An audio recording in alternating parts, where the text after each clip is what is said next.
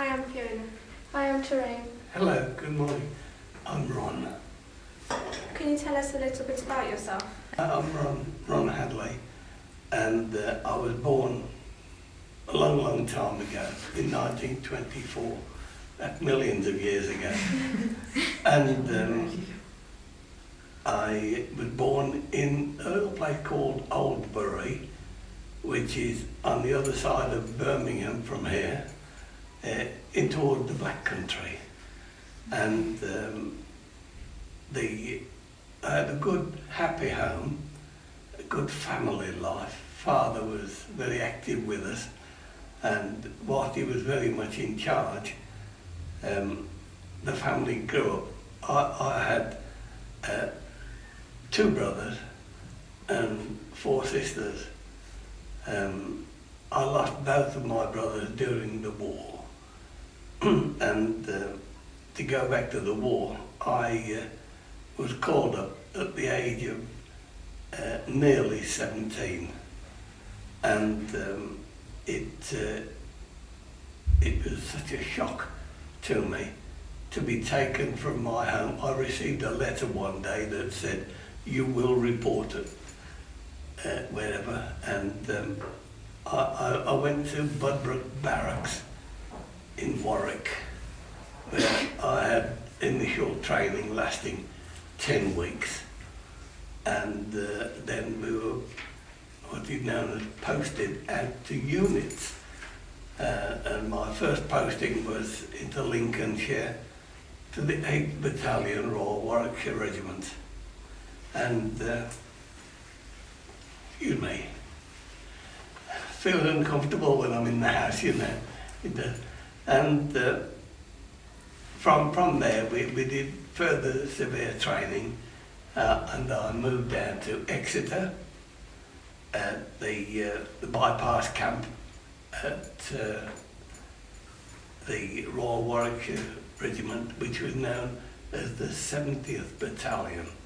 Now all regiments had got a 70th Battalion, which was a young men's training unit. They were very hard upon us there, but I became very fit, and a 6-mile run in the evening was quite an acceptable, enjoyable thing in the end, because often you used to see the commanding officer patrolling the grounds on a white horse, and we were all saying it's hard for him, he's going to ride back, you know. And from Exeter, I went out to 2 other units until I eventually became sidelined for being posted abroad. And my first time ever on the ship, I couldn't believe that I was on a ship. Everything was so big, and there were thousands of men on board. And I remember an RAF chappie who was being violently sick over the stern rail whilst we were still in the River Mersey, and that created a little amusement. But we didn't know where we were off to, and after great adventures at sea, through attacks by U-boat and various things, we went through the Mediterranean and down through the Suez Canal and across the Indian Ocean into India, where I saw the gateway to the east firstly, a big stone portcullis of a place, and from then on I was posted to a place we've had many laughs about the name since, which was actually called, memory, Dillali. You may well know it. And from there we were chosen or asked to volunteer for various units, and as part of the Burma Campaign I was posted into the Chindits, which is the badge that's on my hat there. And then we progressed with further training, and the man in charge of the Chindits, a golden man named Wingate, who quickly became a fond friend of Churchill. That's where he got his power, because he could pick up a telephone and ask for Mr. Churchill. Very few people could. And then we went into the Burma Campaign. What was the Burma Campaign? The Burma Campaign was created by the Japanese Empire, who decided that they wanted to take a greater slice of eastern countries and pull it all into their own empire. They came along, they pushed their way through China, killing many thousands of people en route, and bearing in mind that parts of China, particularly coastal parts of China, had got British Empire stations, and they were very quickly told that they should not proceed any further, which they ignored and laughed at and kept on pushing on, went right to the eastern countries, almost as though they didn't exist, until they came into the Burmese area. Now, at the time, the generals who were in charge of the Burmese area hadn't been thinking properly, and certainly not doing their job, because they allowed these people to come in terrifically great numbers. I mean, they were marching in with 3 armies, millions of men in each army, and they were coming in almost without interruption. So it was decided that the British Empire should stop the Japanese Empire from coming any further into India. And the crucial point about it was that the Shan Hills, the Chin Hills, and the great rivers, the Irrawaddy and others, were their stopping area. And I think that they learned a very sore lesson, because the further they got along to India, the longer became their important lines of communication, which meant that they were so far from their bases, they were going on far too quickly, and they were losing security behind themselves. And so General William Slim, who was a Birmingham lad, he went to a Moseley grammar school, and he figured well in this campaign. He was a good man, and he had been promoted to look after the British Army, and in the middle of that he then promoted and helped promote Wingate, who had got a very, very good idea that if you got the Japanese there and China behind them, what he would do would take some Chindits, was the name that he called them, fly them over the Japanese, land behind them, and I speak 200 miles behind the Japanese line, so you were out on your own, and then they could attack you from the rear.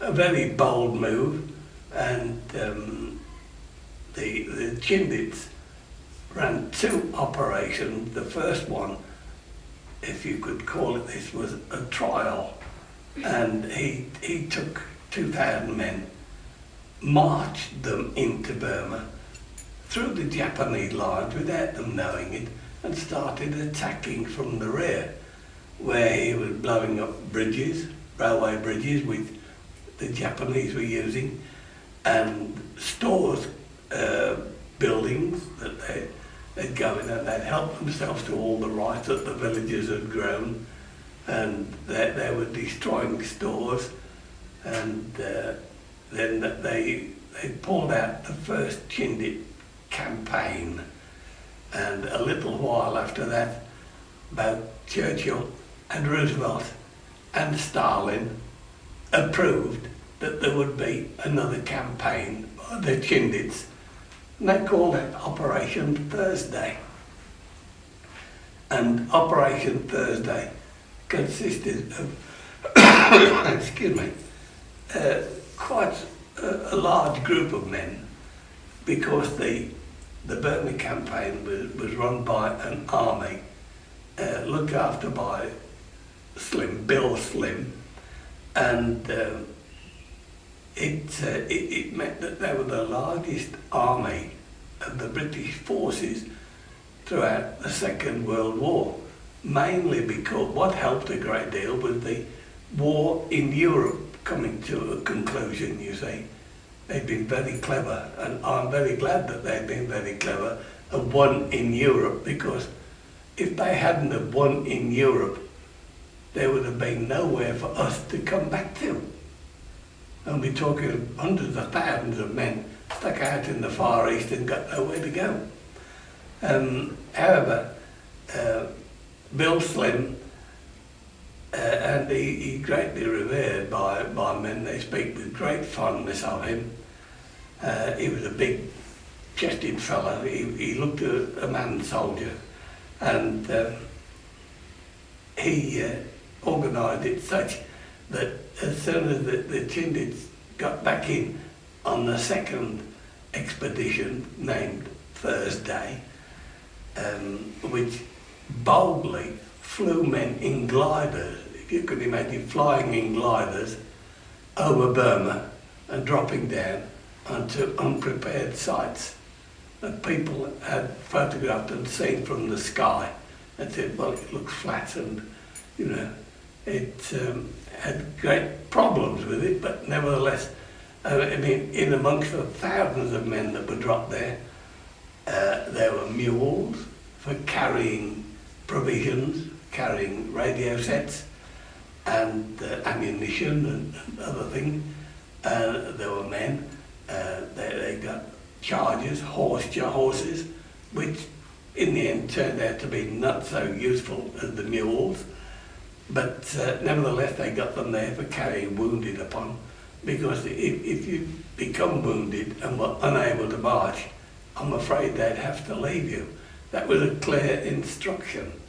You were left there with ammunition and some grenades, and you know, it's not a good thing to have to do at all.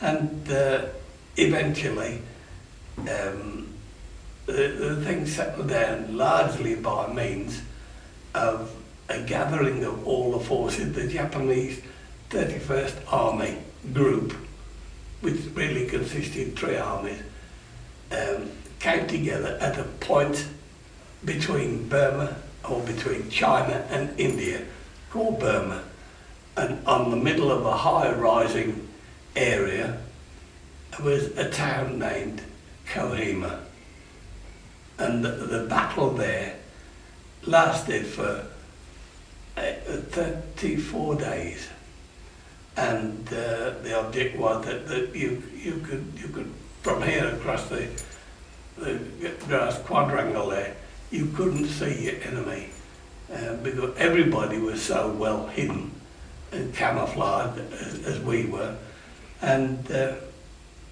object was that the terrific battle that lasted all these days, Royal West Kents played an enormous part in this, and others who formed 2nd Division, and it came to be such a terrific, fierce battle that lasted 24 hours a day, and you can imagine this going on for over a month, all of the time.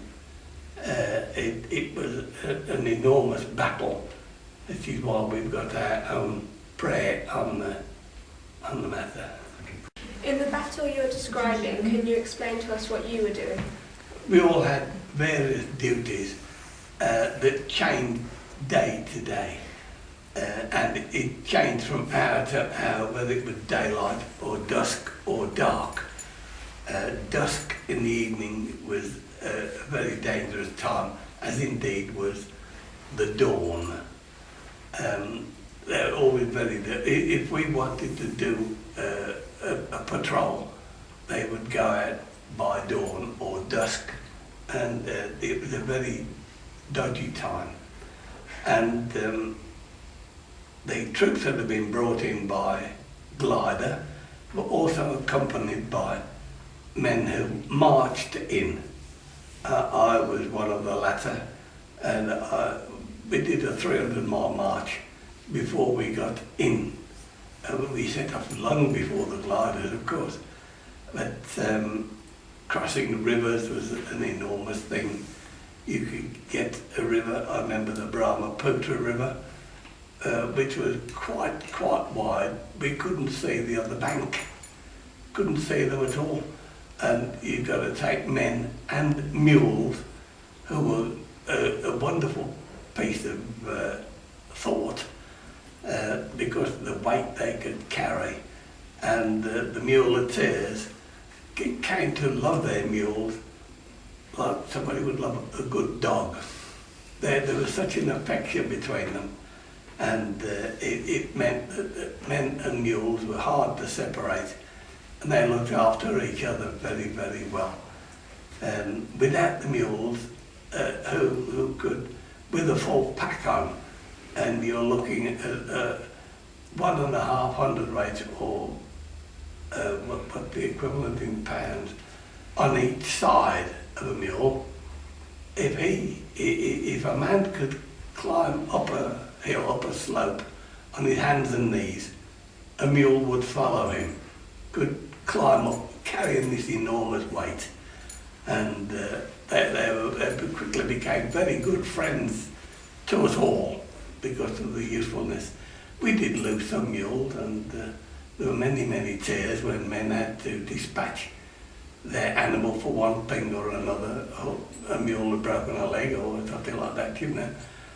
And it turned out to be a very different, very busy time for all of us. None of us have been really, we learned on the job, hadn't been really trained in jungle combat. You pick it up as you go along, you know. You start to read the trees and actions, and you look and listen for animals and odd movements.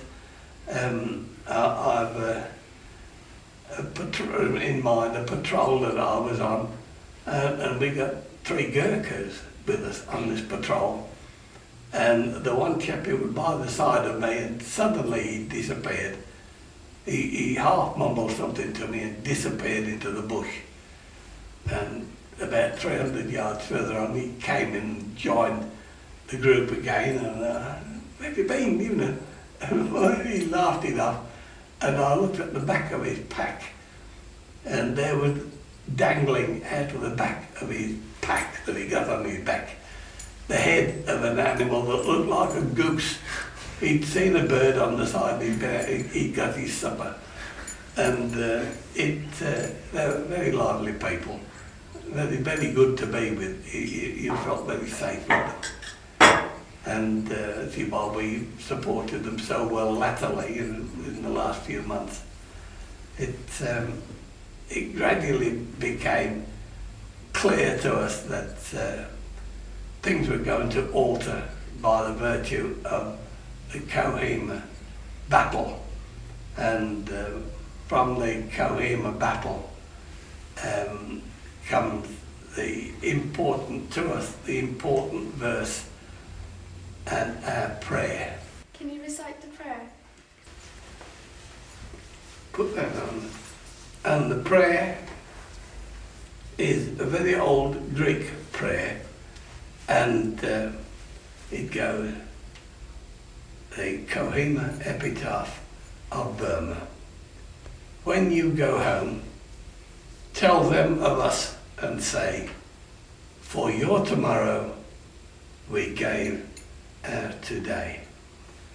I know that many men can recite that prayer, but it means such a lot, particularly to the men who saw the battles around Kohima, Imphal, and further north.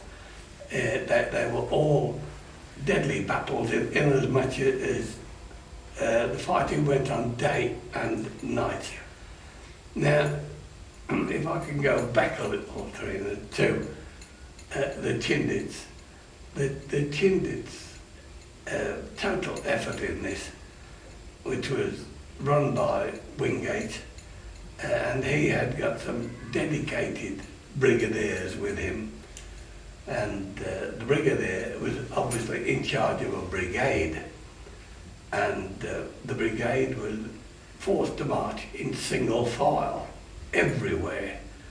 We only ever went in single file. There was just no room to walk 2 or 3 abreast, and there was no such thing as left, right, state of attention. That all went. But the essence of it was that with the Chindit operations, which were very well thought out and put together, was that some other people flew in, some other troops flew in glider, and others marched in. And those that marched in... And you might have to do that bit again. I'll reward. Been placed in outlying districts, and I found that altogether with the work by brigadiers who controlled these single file units, and when you've got 400 odd men in a single file with mules in between, it becomes a long line. So you've got to have very, very quick methods of passing information from the leaders to the tailmen. They thought leaders had got an odd job, a funny job, but it was just as hairy being the tailman. There's nobody left behind you to talk to. And the man at the back needed a compass as well as the man at the front. And you couldn't always see each other, so you got to know where you were going. And it eventually fizzled that the 31st Army of the Japanese came up against combined British forces in the Kohima and Kabul Valley areas. And there came a point of stoppage. They were absolutely shocked that the British forces could move so quickly. Chindits could move very, very quickly, all on foot, and they would find that they were forever being bitten from the back, from the rear. Such things as they'd steal trains that were being run from Dimapur and various other places along the northern Chinese roads, and suddenly they come along and find out that the bridge had disappeared simply because it had been blown up by Chindits. And road junctions in particular, they would take out half a town to stop the onward movement of Japanese troops, until eventually I mentioned about the Japanese 31st Army Group came up against the full might of British troops who were settled in and around Kohima. That was completely the turning point, and from then on they became the targets. What happened at the end of the war? Well, Fiona, in company with hundreds and thousands of other men, we joined big ships again and came back to Britain. I remember being trapped up against the side rail of the Mauritania, which was a big liner with 10,000 men on board. and trapped up against the rail as we sailed into Glasgow in Greenock on a bitterly cold day. Having been used to months and months and months of hot, steamy weather out in the Far East, you come back in and you're greeted by ice and snow on roofs, and it's quite a shock to the system, it is.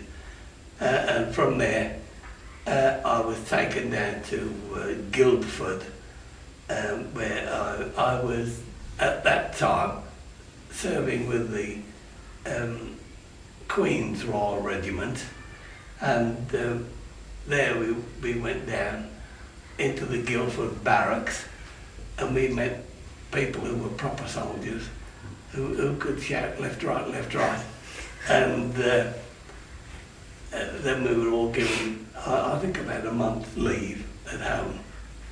And the first job that I did when I got home was the next morning I helped to join a queue with my sisters with prams to get some coal for the fires. So my first morning back, I was a coalman, or getting coal, which was rationed at the time. And then we tried to settle into family life. I couldn't sleep, I kept having dreams. I was forever getting flashbacks. And in company with other men, I had residual restarts of malaria, very, very difficult to master, particularly as in the hospitals here. Very few people knew much about malaria, and I had quite a share of that.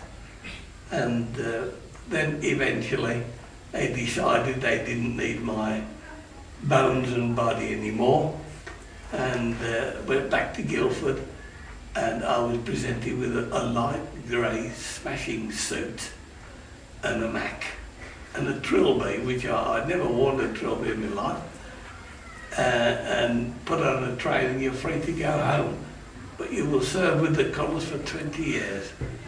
And so they've still got your name and address, you know. If they wanted you back, they would have fetched us back. And then after that, I was demobilised, and which tells you that I was called up in the beginning. I didn't volunteer. And after demobilisation, I went back to the little firm that I'd worked with him beforehand, and I had a hug off the boss and welcome back, and you can start on your new job. And I think I was worth something like £4 a week, and which was, I thought, a fair deal at the time. But nevertheless, that was my little life as far as the input into the Burma Campaign. I'd like to thank you for answering our questions. It's been my pleasure to have a little chat with two lovely young ladies. Thank you.